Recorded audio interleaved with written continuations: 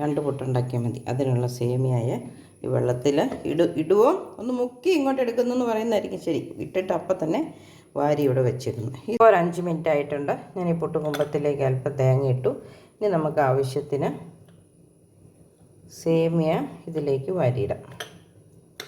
പുട്ടിനുള്ള സേമിയ പാത്രത്തിലാക്കി ആവി വരുന്ന കുക്കറിൻ്റെ മുകളിൽ കൊണ്ടുപോയി ഞാൻ വെച്ചിട്ടുണ്ട്. ഇതിനകത്തേക്ക് അല്പം തേങ്ങ ഇടുവാണ്. നന്നായിട്ട് ആവി വന്നായിരുന്നു. ഇനി നമുക്കിതെടുത്ത് മാറ്റിയിട്ട് അടുത്തത്. അപ്പം നമ്മുടെ പോഷകസമൃദ്ധമായ റാഗി പുട്ട് റെഡിയായി. ഇനി